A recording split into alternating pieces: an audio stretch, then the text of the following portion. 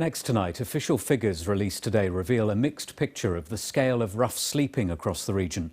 The latest statistics are based on a count carried out by councils on a single night in November 2019. In Cornwall, the number has halved year on year from 53 to 24. In Plymouth, it's down from 23 to 19. But it's a different story in North Devon and Exeter, where the numbers have actually doubled. Jenny Kumar's been to Exeter to find out more. On the first few nights of me being homeless, which was about 2 weeks staying in this area, which was, very scary moment in my life, not knowing who or what could have happened to me on that night or those couple of nights. Callum was living on the streets when he was just 18 years old. He says he had to leave the family home. Pretty much most of my day was just walking through town, begging. Just being homeless was a downfall for me at that time. At 18 as well, which is, that's not a nice place to be at that age. Callum got help from the YMCA and he's been living in their supported accommodation for 2 years. Staff here are not surprised by the latest rise in rough sleeping figures.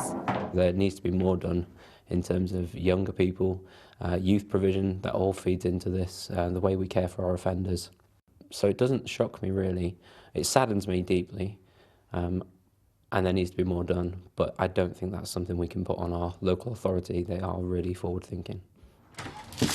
So this would be one of the larger rooms in our night shelter. This year, the government's given Exeter an additional £900 million to tackle street homelessness. Some of it will be used to keep this night shelter open all year round. But the Labour-run council say a decade of austerity is partly to blame for the recent rise in rough sleeping. If you take away funding from mental health services, drug rehabilitation services, from benefit services, there is going to be an impact on some of the most vulnerable in our society, and we know a lot of the people that we have to deal with have complex needs and trauma in their past, and the local authority do not receive funding to fix those problems. We purely are there to offer shelter over someone's heads. In Plymouth, though, the rough sleeping figures are down. The Labour-run council attribute this to their investment in a new partnership with local charities. It focuses on tailored support, addressing mental health and addiction problems.